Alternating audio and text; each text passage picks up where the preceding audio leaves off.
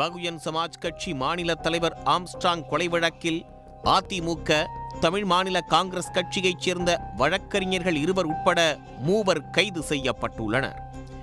ஏற்கனவே ஒரு பாஜக பிரமுகர் கைது செய்யப்பட்ட நிலையில் பிரபல ரவுடி ஆற்காடு சுரேஷின் நெருங்கிய தோழியும் பாஜக மகளிரணி நிர்வாகியுமான அஞ்சலையை போலீசார் தேடி வருகின்றனர். கொலையாளிகளோடு நடந்த பண பரிவர்த்தனை மற்றும் கைதானவர்கள் கொடுத்த வாக்குமூலத்தின் அடிப்படையில் 3 சிக்கியது எப்படி? ஆம்ஸ்ட்ராங் கொலையில் பாஜக பெண் நிர்வாகியின் தொடர்பு என்ன? சென்னையில் பகுஜன் சமாஜ் கட்சி மாநில தலைவர் ஆம்ஸ்ட்ராங்கை கொலை செய்த விவகாரத்தில் ஏற்கனவே கொலை செய்யப்பட்ட பிரபல ரவுடி ஆற்காடு சுரேஷின் தம்பி பொன்னை பாலு, ராமு, திருவேங்கடம், திருமலை, திருநின்றவூரைச் சேர்ந்த பாஜக பட்டியல் அணியைச் சேர்ந்தவர் என கூறப்படும் செல்வராஜ், மணிவண்ணன், சந்தோஷ், அருள், கோகுல், விஜய், சிவசக்தி ஆகிய 11 பேரை தனிப்படை போலீசார் கைது செய்தனர். அவர்களை 5 நாட்கள் காவலில் எடுத்து போலீசார் விசாரணை மேற்கொண்டனர். இந்த விசாரணையின் போது ரவுடி திருவேங்கடம் காவல்துறையினரை தாக்கி தப்பிச் செல்ல முயன்றதாக என்கவுண்டர் செய்யப்பட்டார். இந்த கொலை வழக்கில் முக்கிய குற்றவாளிகளான பொன்னை பாலு, திருமலை மற்றும் அருள் ஆகியோரை மீண்டும் காவலில் எடுத்து விசாரிக்க செம்பியம் போலீசார் மனு தாக்கல் செய்ய திட்டமிட்டுள்ளனர். ஏற்கனவே 5 நாள் காவலில் அவர்களிடம் விசாரணை மேற்கொண்டதிலும் தொழில்நுட்ப ரீதியாகவும் வங்கி கணக்குகளை ஆய்வு மேற்கொண்டதிலும் பல்வேறு தகவல்கள் கிடைத்துள்ளது. அதன் அடிப்படையில் மலர்கொடி, ஹரிஹரன், சதீஷ், ஸ்ரீனிவாசன், கார்த்திக், கிறிஸ்டோபர் ஆகிய 6 பேரை அழைத்து போலீசார் விசாரணை மேற்கொண்டனர். ஆம்ஸ்ட்ராங்கை கொலை செய்ய கொலையாளிகளுக்கு பண பரிவர்த்தனை செய்தது குறித்து விவரங்களை சேகரித்து விசாரணை மேற்கொண்ட போது திருவல்லிக்கேணி மேற்கு பகுதி அதிமுக இணைச் செயலாளரான வழக்கறிஞர் மலர்கொடி மற்றும் தமிழ் மாநில காங்கிரஸ் கட்சியைச் சேர்ந்த வழக்கறிஞர் ஹரிகரன் ஆகிய 2 தொடர்பு இருப்பது விசாரணையில் கண்டுபிடிக்கப்பட்டது. இதையடுத்து 2 செம்பியம் போலீசார் அதிரடியாக கைது செய்தனர். ஆம்ஸ்ட்ராங் கொலை வழக்கில் ஏற்கனவே கைது செய்யப்பட்டு சிறையில் அடைக்கப்பட்டிருக்கும் வழக்கறிஞர் அருளோடு மலர்கொடி தொடர்பில் இருந்துள்ளார். வழக்கறிஞர் அருளின் வங்கி பண பரிவர்த்தனையை ஆய்வு செய்த போது வழக்கறிஞர் மலர்கொடிக்கு லட்சக்கணக்கில் பணம் சென்றது தெரிய வந்துள்ளது.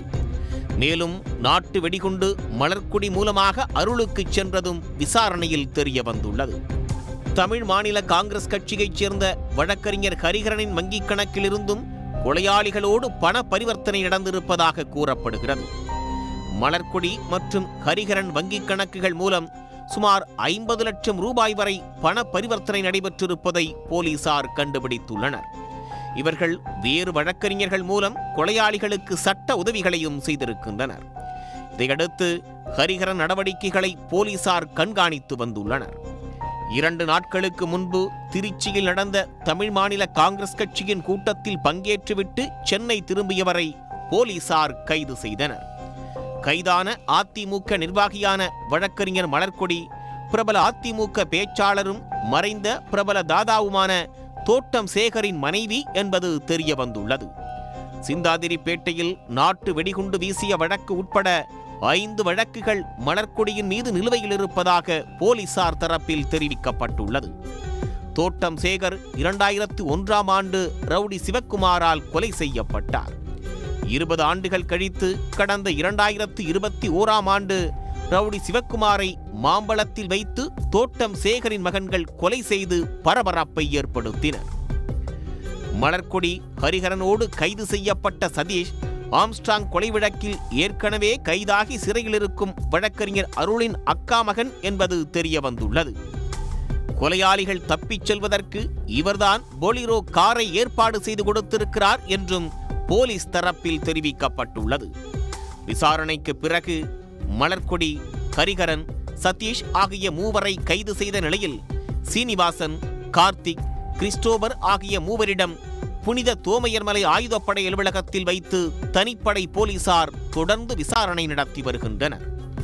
திருநின்றவூரைச் சேர்ந்த பாஜக பட்டியல் அணியைச் சேர்ந்தவர் என கூறப்படும் செல்வராஜ் ஏற்கனவே கைது செய்யப்பட்டுள்ள நிலையில் வடசென்னை மேற்கு மாவட்ட பாரதிய ஜனதா கட்சி மகளிரணி செயலாளரும் ஆற்காடு சுரேஷின் நெருங்கிய தோழியும் பெண் ரவுடியுமான புளியந்தோப்பு அஞ்சலையை போலீசார் தேடி வருகின்றனர். ஆம்ஸ்ட்ராங் கொலை வழக்கில் பாஜக மகளிரணி நிர்வாகி அஞ்சலைக்கு நெருங்கிய தொடர்பு இருப்பதாக கூறப்படுகிறது. பி கேட்டகரி ரவுடிகள் பட்டியலில் உள்ள அஞ்சலை மீது ஆள்கடத்தல், கொலை, கொள்ளை, கஞ்சா விற்பனை என 10க்கும் மேற்பட்ட வழக்குகள் நிலுவையில் உள்ளது. சமீபத்தில் கந்துவட்டி வழக்கு ஒன்றில் கைது செய்யப்பட்டு சிறைக்கு சென்ற அஞ்சலை ஜாமீனில் வெளிவந்ததும் திடீரென தலைமறைவாகிவிட்டதாக கூறப்படுகிறது.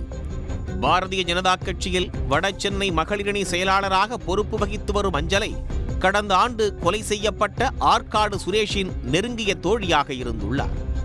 ஆற்காடு சுரேஷ் கொலைக்கு பழிவாங்க கொலையாளிகளை ஒருங்கிணைத்ததில் முக்கிய பங்கு வகித்தவர் அஞ்சலை என்று போலீசார் தரப்பில் கூறப்படுகிறது. ஆம்ஸ்ட்ராங் கொலை சம்பவத்திற்கு பிறகு திடீரென அவர் தலைமறைவாகிவிட்டதாகவும் அதனைத் தொடர்ந்து நடத்திய விசாரணையில் இந்த கொலையில் அஞ்சலைக்கு தொடர்பு இருப்பது தெரிய வந்திருப்பதாகவும் போலீசார் தரப்பில் கூறப்படுகிறது. இதையடுத்து அஞ்சலையை கைது செய்ய போலீசார் தனிப்படை அமைத்து தீவிரமாக தேடி வருகின்றனர். ஆம்ஸ்ட்ராங் கொலை வழக்கில் இதுவரை மொத்தம் 14 பேர் கைது செய்யப்பட்டுள்ள நிலையில் 3 பிடித்து தனிப்படை போலீசார் விசாரணை நடத்தி வருகின்றனர். மேலும் தலைமறைவாக உள்ள பாஜக மகளிரணி நிர்வாகி அஞ்சலையையும் தேடி வருகின்றனர். ஆம்ஸ்ட்ராங் கொலை வழக்கில் அடுத்தடுத்து பலரை அதிரடியாக போலீசார் கைது செய்து வரக்கூடிய நிலையில் மேலும் பலர் கைதாகலாம் என்று கூறப்படுகிறது. உடனுக்குடன் செய்திகளை தெரிந்து கொள்ள சன் நியூஸ் பெல் ஐகானை கிளிக் பண்ணுங்க.